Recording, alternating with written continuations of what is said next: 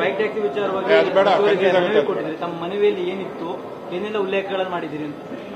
Sir, ತಮಗೆಲ್ಲ ತಿಳಿದಿದೆ, ಕಳೆದ 2 ತಿಂಗಳ ಹಿಂದೆ ನಮ್ಮ ಉಚ್ಚ ನ್ಯಾಯಾಲಯ ಬೈಕ್ ಟ್ಯಾಕ್ಸಿಗಳನ್ನು ವಿಚಾರವಾಗಿ ಯಾವುದೇ ಕಾರಣಕ್ಕೆ ಆಗಲಿ ರಾಜ್ಯದಲ್ಲಿ ಬೈಕ್ ಟ್ಯಾಕ್ಸಿ ಪಾಲಿಸಿ ಇಲ್ಲದೆ ಇರೋ ಕಾರಣದಿಂದ ಬೈಕ್ ಟ್ಯಾಕ್ಸಿಗಳ ಸೇವೆ ಕೊಡೋದು ಒಂದು ಕಾನೂನಿನ ಅಡಿಯಲ್ಲಿ ಅಪರಾಧ ಅನ್ನೋ ರೀತಿಯಲ್ಲಿ ಹೇಳಿ, ಏನು ಉಬರ್ ಆಗಿರ್ಬೋದು, ರ್ಯಾಪಿಡೋ ಆಗಿರ್ಬೋದು, ಓಲಾ ಆಗಿರ್ಬೋದು, ಉಳಿದಂಥ ಬೈಕ್ ಟ್ಯಾಕ್ಸಿ ಆ್ಯಪ್ಗಳು ಯಾವುದೇ ಕೆಲಸ ಅಗ್ರಿಗೇಟರ್ ಕಂಪನಿಗಳು ಕೆಲಸ ಮಾಡ್ತಾ ಇದ್ರು, ಇವೆಲ್ಲದಕ್ಕೂ ಒಂದು ನಿರ್ಬಂಧವನ್ನು ಹೇರಿತ್ತು.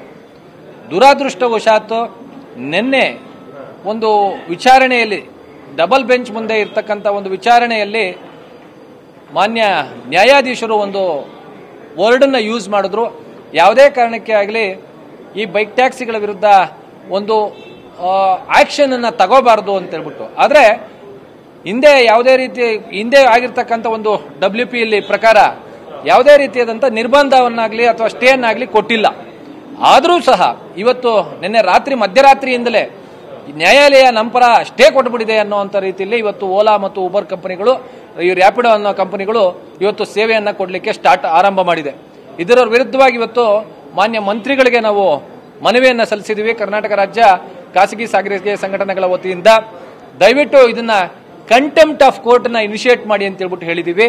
ಕೂಡಲೇ ಇದನ್ನ ಸ್ಪಂದಿಸಿ ಮಾನ್ಯ ಮಂತ್ರಿಗಳು ಕೂಡ ಇವತ್ತು ಕಮಿಷನರ್ಗೆ ನಮ್ಮ ಸಮ್ಮುಖದಲ್ಲೇ ನಮ್ಮ ಮುಂದೆಯೇ ಒಂದು ಪತ್ರವನ್ನು ಕೂಡ ಬರೆದಿದ್ದಾರೆ. ಹಾಗೆ ಫೋನ್ ಕರೆ ಮಾಡಿ ಕಮಿಷನರ್ ಅವರು ಕೂಡ ವಿಷಯವನ್ನು ತಿಳಿಸಿ ಆಕ್ಷನ್ ತಗೊಳ್ಳಕ್ಕೆ ಹೇಳಿದ್ದಾರೆ ಮತ್ತು ನಾಳೆ ಕಂಟೆಂಪ್ಟ್ ಮೂವ್ ಮಾಡಲಿಕ್ಕೆ ಕೂಡ ಅವರಿಗೆ ನಿರ್ದೇಶನವನ್ನು ಕೊಟ್ಟಿದ್ದಾರೆ.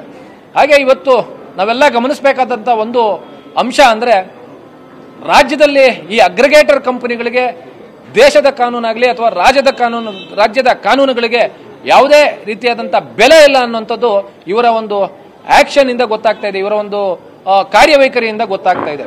ಅದರಿಂದ ಇದನ್ನ ಇವತ್ತು ರಾಜ್ಯ ಸರ್ಕಾರ ಮತ್ತು ಸಾರಿಗೆ ಇಲಾಖೆ ಬಹಳ ತೀಕ್ಷ್ಣವಾಗಿ ಕಾರ್ಯರೂಪಕ್ಕೆ ತೆಗೆದುಕೋಬೇಕು ಮತ್ತು ಕಂಟೆಂಪ್ಟ್ ಅನ್ನ ಇನಿಷಿಯೇಟ್ ಮಾಡಬೇಕು ಅಂತ ಹೇಳ್ಬಿಟ್ಟು ಒತ್ತಾಯ ಮಾಡಿದ್ದೀವಿ, ಮಾಡ್ತೀವಿ ಅಂತ ಹೇಳುವಂತ ಭರವಸೆಯನ್ನು ಇವತ್ತು ಮಾನ್ಯ ಮಂತ್ರಿಗಳು ಈ ವಿಧಾನಸೌಧದಲ್ಲಿ ಕೊಟ್ಟಿದ್ದಾರೆ. ಸರ್, ನಿನ್ನೆ ಕೋರ್ಟ್ ಇನ್ನೊಂದು ವಿಚಾರವನ್ನು ಹೇಳಿದೆ, ಅಂದ್ರೆ ಸರ್ಕಾರಕ್ಕೆ ಸೂಚನೆಯನ್ನು ಕೊಟ್ಟಿದೆ, 1 ತಿಂಗಳೊಳಗಾಗಿ ನೀವು ನಿಯಮವನ್ನು ರೂಪಿಸಿ ಬೈಕ್ ಟ್ಯಾಕ್ಸಿಗೆ ಏನಂತಂದ್ರೆ ತಾವು ಬೈಕ್ ಟ್ಯಾಕ್ಸಿ ವಿರೋಧ ಮಾಡಿದ್ದೀರಿ, ಆ ವಿಚಾರಕ್ಕೆ ಪ್ರಸ್ತಾಪ ಆಯ್ತಾ ಅಂತ? ಖಂಡಿತ ಇವತ್ತು ಏನು 1 ತಿಂಗಳಲ್ಲಿ ಇದು ಕೊಟ್ಟಿದೆ, ಯಾವ ರೀತಿಯಲ್ಲಿ ಮಾಡಬೇಕು ಅನ್ನೋದನ್ನ ಸೆಷನ್ಸ್ ಆದ ನಂತರ ಮಾಡಬೇಕಾ ಬೇಡವಾ ಅದನ್ನ ಮಾಡುವಂತ ಸಂಪೂರ್ಣವಾದಂತ ಅಧಿಕಾರವನ್ನ ರಾಜ್ಯ ಸರ್ಕಾರ ಕಾನೂನಿನ ಅಡಿಯಲ್ಲಿ ಅಥವಾ ಸಂವಿಧಾನದ ಅಡಿಯಲ್ಲಿ ಹೊಂದಿದೆಯಾ ಅನ್ನೋದನ್ನ ಅದು ತೀರ್ಮಾನ ಮಾಡ್ತಾ ಇದೆ. ಮಾಡಿ ನಂತರ ತಿಳಿಯುತ್ತೆ ಸರ್.